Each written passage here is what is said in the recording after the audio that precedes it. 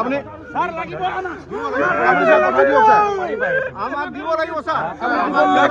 কংগ্ৰেছ দিয়ক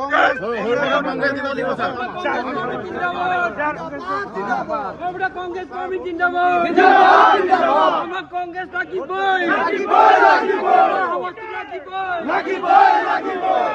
লাগিবই স্পষ্ট মত আপোনাৰ আগত প্ৰকাশ কৰিব আহিছো এতিয়া আপোনালোকে যদিও সিদ্ধান্ত লৈছে কিন্তু সিদ্ধান্ত আপোনালোকে বাতিল কৰিব লাগিব যদি বাতিল নকৰে অনাগত কালিৰ পৰহিলৈ ভিতৰত আমাৰ হাজাৰ হাজাৰ কংগ্ৰেছ কৰ্মীয়ে মুণ্ডন কৰিবলৈ ছাৰ সাজু আছে তাৰ কাৰণে কিন্তু জগৰীয়া আপুনি হ'ব লাগিব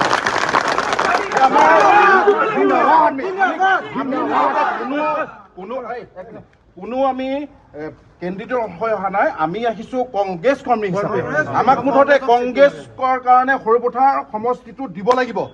যদি নিদিয়ে কালিৰ পৰা আমি হাজাৰ হাজাৰ কংগ্ৰেছ কৰ্মী আমি মুণ্ডন কৰিম আৰু তাৰ বাবে আপুনি কিন্তু জগৰীয়া হ'ব লাগিব আৰু দায়িত্ব আপুনি ল'ব লাগিব কোনো ভেটি নাই ছাৰ কোনো ভেটি নাই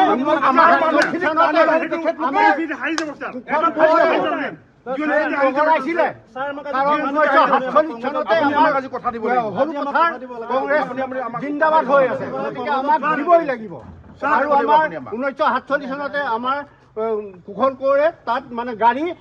বগৰাইছিলে আৰু সেই তেতিয়াৰ পৰাই আমাৰ কংগ্ৰেছ আৰু ভাৰত স্বাধীন তেতিয়াৰ পৰাই হৈছিলে তেতিয়াৰ পৰাই আমি কংগ্ৰেছ হৈ আছো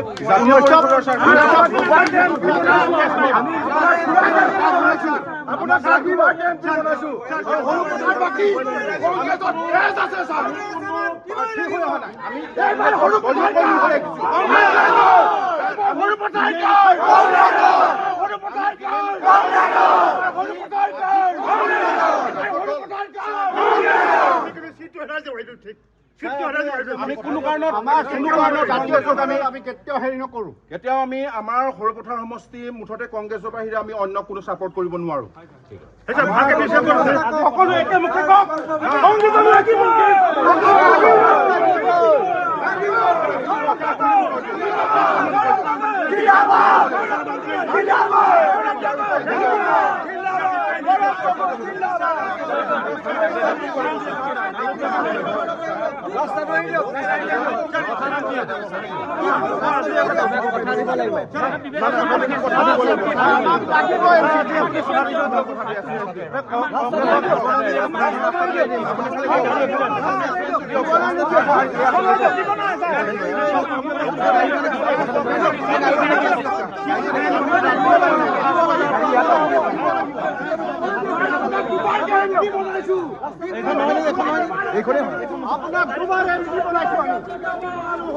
আপোনাক দুবাৰ এমপি বনাইছো আপোনাক দুবাৰ এমপি বনাইছো